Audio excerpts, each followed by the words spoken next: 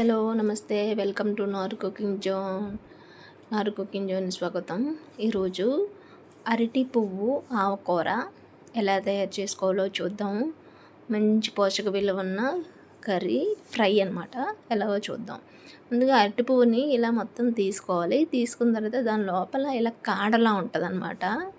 మిగతా అన్నిటికన్నా ఇది కొంచెం గట్టిగా ఉంటుంది, తీగలా ఉండి, అలాగే పైన ఇలా పువ్వులా కూడా వస్తుంది. ఈ రెండు కూడా పువ్వు మొత్తానికి తీసివేయాలి, తీసి పక్కన పడేయాలి. అవి అయితే కూరకు పనిచేయవు, ఎందుకంటే అవి కూరకి వేసిన చేదైతే వస్తుంది. ఇలా తీసుకున్న ఈ అరటి పువ్వు మిశ్రమాన్ని మొత్తం ఇక చూసారా, ఇవన్నీ కూడా మనం ఫ్రై చేసుకుంటాము. లోపల తీసిన కాళ్ళు ఉన్నాయి కదా, ఇవైతే పనిచేయవు, ఇవి పడేయడమే. ఇది చూసారా, ఇలా అంటే కూడా గట్టిగా ఉంటుంది అనమాట, రబ్బర్లాగా సాగుతుంది, అందుకే వేసుకోము. ఈ వేసుకున్న అరటి పువ్వు మొత్తాన్ని ఇలాగా ఒక పీలర్ తీసుకోండి. పీలర్లో ఇలా కొంచెం కొంచెం మొత్తం అన్నీ ఒకసారి మూత పెట్టేసి ఒక 10-15 టైమ్స్ ఇలాగా మనం లాగితే అవన్నీ కూడా చిన్న చిన్న మిక్సీలోనే వేసుకోవచ్చు. మిక్సీలో వేసుకున్నా ఇలా మెత్తగా అయిపోతుంది. ఇలా మెత్తగా తయారైన ఈ అరటిపువ్వు మిశ్రమాన్ని బాగా వాష్ చేయాలి, లేదంటే దీంట్లో ఉన్న చేదంతా కూడా కర్రీలో అలాగే ఉండిపోతుంది. చూసారా, నేను ఒకసారి వాటర్ పోసి మీకు వడకట్టి చూపిస్తాను. ఇలా వడకట్టి చూపిస్తే ఈ పువ్వులోని ఉన్న కిలంకం అంతా కూడా ఎంత బ్లాక్గా వచ్చిందో ఒకసారి చూడొచ్చు. అందులో కొంచెం సాల్ట్ వేసి ఇలా పిసుక్కుంటూ ఎక్కువసార్లు ఒక 4-5 టైమ్స్ వాటర్ అంతా తెల్లగా వచ్చేదాకా మనం ఈ పువ్వు మిశ్రమాన్ని వాష్ చేసుకోవాలి. ఇక చూసారా ఎంత బ్లాక్గా వచ్చిందో, అలాగా బ్లాకిష్నెస్ అంతా పోవాలి. అలా పోతే మనకి పువ్వు కూర అనేది చేదు ఉండకుండా చాలా బాగుంటుంది.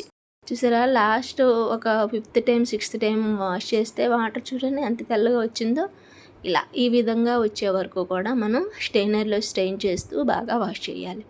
ఇలా వాష్ చేసిన తర్వాత ఈ పువ్వు మిశ్రమంలో అది ములిగేంత వరకు వాటర్ పోసి స్టవ్ ఆన్ చేసి స్టవ్ మీద పెట్టి 1 స్పూను సాల్ట్, అలాగే 1 స్పూను పసుపు వేసి ఒక 5 to 10 మినిట్స్ బాగా కుక్ చేయాలి.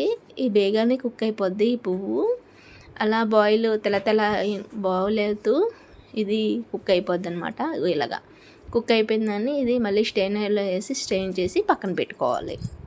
పక్కన ఉంచుకున్నాక ఒక బాండీ పెట్టి స్టవ్ ఆన్ చేసి బాండీ పెట్టి 1 స్పూన్ ఆయిల్ వేసి అందులో 1 స్పూన్ ఆవాలు, స్పూన్ జీలకర్ర, కొంచెం పల్లీలు, అలాగే శనగపప్పు కూడా వేసుకోవచ్చు, జీడిపప్పులు కూడా వేసుకోవచ్చండి. అలాగే కొంచెం దంచిన 5-6 వెల్లుల్లి, ఒక 3 పచ్చిమిర్చి, ఒక 3 ఎండుమిర్చి, అలాగే ఒక నిమ్మకాయ సైజు కొంచెం కరివేపాకు, నిమ్మకాయ సైజు ఉల్లిపాయ. ఇవన్నీ కూడా ఈ పోపు మిశ్రమం అంతా కూడా బాగా ఫ్రై చేయాలి. బై ద వే, మా ఛానల్ చూస్తున్నందుకు ధన్యవాదాలు. మా ఛానల్ ఎవరైనా సబ్స్క్రైబ్ చేసుకోకపోతే సబ్స్క్రైబ్ చేసుకోండి, అలాగే లైక్ చేయండి, మీ ఫ్రెండ్స్ అండ్ ఫ్యామిలీ మెంబర్స్కి షేర్ కూడా చేయండి. అది వేగేలోగా ఆవపట్టుకి 1 స్పూన్ ఆవాలు, ఒక 2 ఎండుమిర్చి మెత్తగా ఫైన్ పౌడర్ చేసుకోవాలి.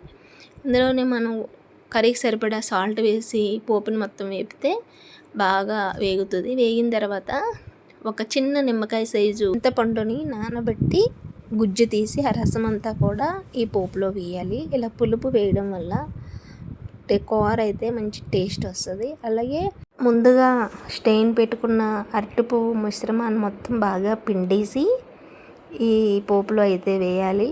బాగా పిండిసే వేయాలండి, అప్పుడు పొడి పొడిగా వస్తుంది. లేదంటే ఈ మిశ్రమము పేస్ట్ లాగా ముద్ద కూరలాగా వస్తుంది అనమాట. ఫ్రై కాబట్టి బాగా పిండేసి వేస్తే వాటర్ అంతా పోతుంది. ఇలాగ ఒక 5 మినిట్స్ మనం ఈ కూర మొత్తాన్ని వేపేస్తే పువ్వు పెట్టిన కూర రెడీ. ఈ మిశ్రమం అంతా బాగా చల్లారిన తర్వాత మనం ముందుగా గ్రైండ్ చేసుకున్న ఆవపిండిని కలుపుకోవాలి. వేడి మీద అయితే అస్సలు వేయొద్దు, వేడి మీద వేస్తే ఇది వస్తుంది. ఆవపిండి అప్పుడు చల్లారిన తర్వాతే వేయాలి. ఇలా చల్లారిన తర్వాత ఆవపిండి కలుపుకుంటే అరటి పువ్వు ఆవపెట్టిన రెడీ. ఎమ్మి డిష్. వేడి అన్నంలో కలుపుకొని తింటే 2 ముద్దలు తినేవాళ్ళు 10 ముద్దలు కంపల్సరీ తింటారు. మంచి బలం అరటి పువ్వు ఆవపెట్టిన కూర. Thank you for watching. Like and subscribe. Bye.